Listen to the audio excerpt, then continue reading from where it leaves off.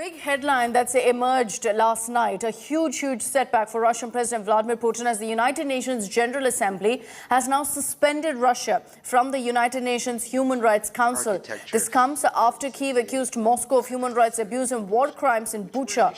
The US-led push garnered 93 votes in favor of suspension. 24 countries voted no, 58 countries abstained, and India is among the 58 abstentions. New Delhi called for peace and for continued dialogue. Pictures, meanwhile, coming in from Kyiv and northern Ukraine are stunning the world. Cities reduced to rubble, dead bodies everywhere, and the ones who survived are left completely traumatized. Russian troops have retreated from Kyiv suburbs of Bucha and the city of Chernihiv. Moscow has made it very clear that it's now putting all of its focus on eastern Ukraine.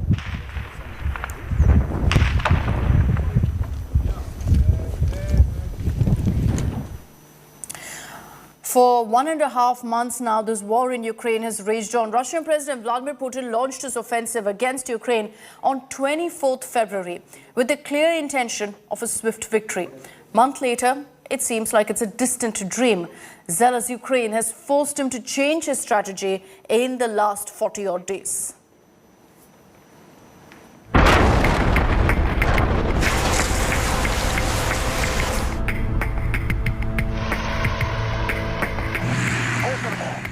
On 24th March, a month into the war, Ukraine's navy sank the Russian ship Orks in the Sea of Azov.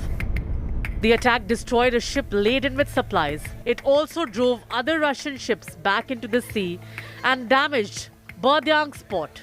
It was a crucial blow to Putin's military plans. The fact that the war has been going on as long as it has without it being a decisive victory yet for Russia gives hope to Ukraine. I think in some respects this action will backfire on Putin because Ukraine might even be closer to the West, which is exactly his opposite outcome that he desired. Putin's special operation in Ukraine was supposed to end in a swift victory. It was never supposed to cross 30 days. But what he didn't take into account was the zeal of Ukrainians to fight for their country. I've taken the decision to conduct a special military operation. Its purpose is to protect people who have been subject to abuse and genocide by the Kiev regime for 8 years. And to do this, we will strive to demilitarize and denazify Ukraine. Things surely did not go as Putin planned. Russia launched its attack from two sides on 24th February. While one part of its troops moved in from Belarus and attacked Ukraine from north, another approached from the eastern flank along the Donbas separatists. After standing outside Kyiv for days, the Russian military announced a strategic change in plans. This was exactly 5 days after Ukraine's marine attack on the Sea of Azov. Some of the operations we see are borderline amateurish. They are very quick to fail. They are very prone to ambushes from Ukrainian forces. So overall, they might have tried to chew a bit more than they can bite, or the other way around, and biting into Ukrainian territory, which calls for a reassessment now. The problem is that the Kremlin needs to turn this operation into a form of victory, whatever the cost. There will be a necessary face-saving for Putin himself, because he just can't back down, right, and declare that the operation is off. The decision taken at Istanbul hit road bumps soon after the Russian and Ukrainian sides left Turkey. After first 30 days, Russia started to retreat from the north and concentrate on the south and east. It looked as if the Russians have been beaten, clearly, in Kiev. They've given up on trying to take Kiev for the time being. We thought they'd probably tried to give up on taking Odessa because they're not making much progress. They're even further away from Mykolaiv than they were last week. So they're being pushed away from Odessa, not towards it. However, if they're going to reorganize and try to move into the southeast of the country, in the Donbas region, and then push this land bridge all the way across the southern coast of Ukraine, all the way through Crimea to Odessa, then maybe that will become part of their strategic requirement again, and we might see a renewed attempt to take Odessa. But I have to say, they're still quite a long way from doing that. And I think that the Russians will find that they've got a pretty tough fight in the Donbass, because they'll be up against the best of the Ukrainian forces, who are all concentrated, and as they have been for the last 8 years, in that southeastern part of the country. But the retreat came at a cost. Bodies littered all over Bucha, the most horrific episode of the war. Ukraine claimed it was a war crime. The world joined in. Russia denied a hand in the killings, saying its troops had left Bucha days before the bodies were found. But the world backed Ukraine.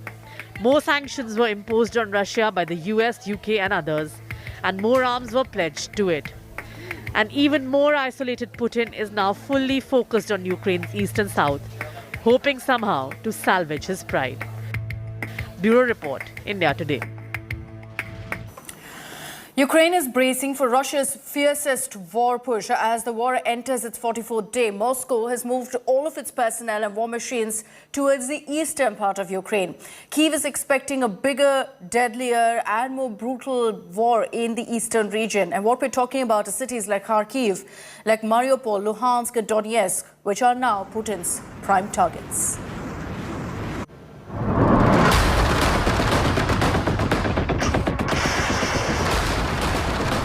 It is the next stage of Russian offensive, and it promises to be deadlier, bloodier and more brutal. Weeks into a punishing push into Ukraine amid fierce resistance and reverses in war zones.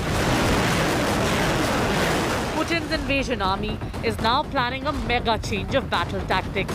After halting its offensive in and around Kyiv, Russia is preparing an all-out offensive, targeting Kharkiv, Mariupol, Luhansk and Donetsk. The aim is perhaps to salami slice Ukraine's east and establish a corridor starting from Crimea to all the way to Kharkiv. With the decision to withdraw forces from western Ukraine, the focus is now on eastern Ukraine. Mariupol almost taken, Volvanaka under Russian control, and this, Donetsk and Luhansk, is the war zone. So what emerges from the change strategy is a relentless Russian bombing spree and intensified attacks on Ukraine's southern and eastern parts. Kyiv has told residents of eastern Ukraine regions of Kharkiv, Luhansk and Donetsk to evacuate now or risk death. The governor of Luhansk has warned of a doomsday assault on the city, warning that Russia is building up troops for offensive in a matter of days, revealing that Russian forces are attacking Popasna city with Grad rocket launchers and jets.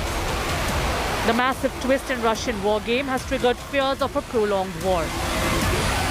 NATO chief said there has been no sign that the Russian president has dropped his ambition to control the whole of Ukraine, adding the war could last for many months or even years.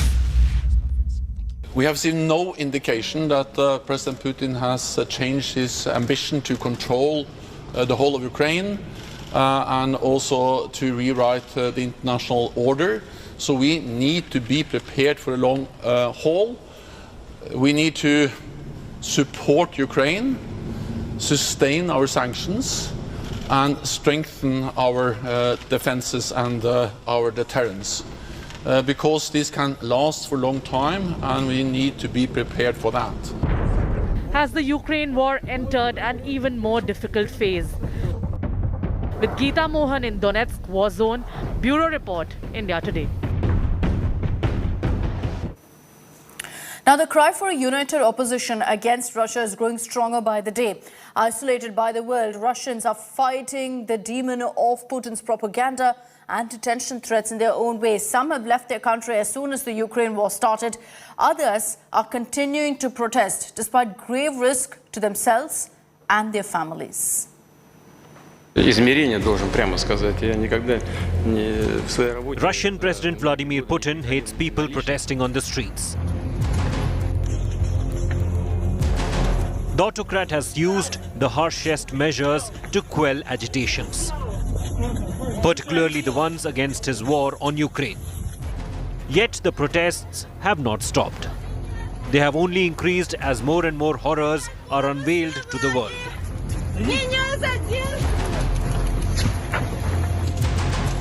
Hundreds were detained from across Russia, including the remote Siberia, in the most recent of protests.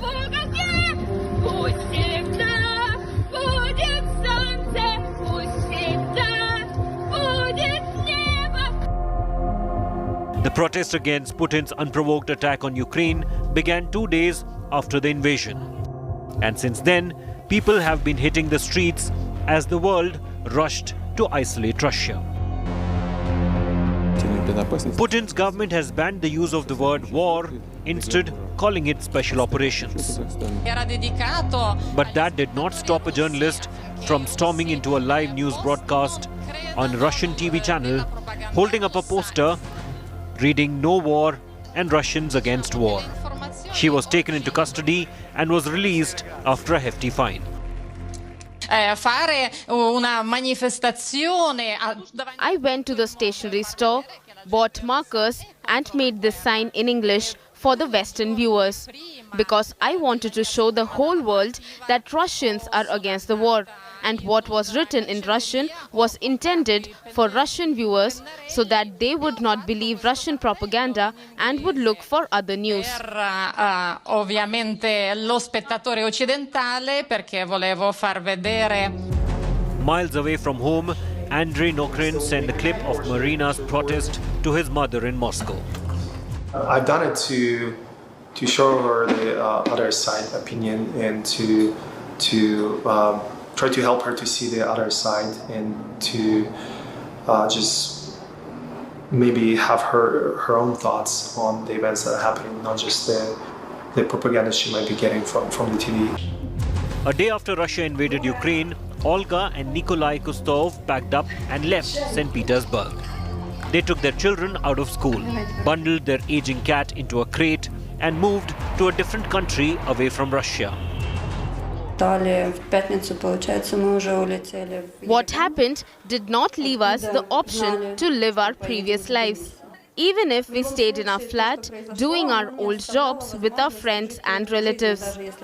The world lived one way before February 24, and now it lives differently.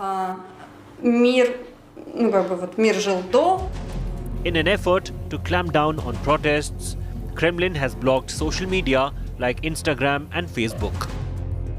90% of my orders are on Instagram. I've got only 2 orders from WeContacte. It's useless.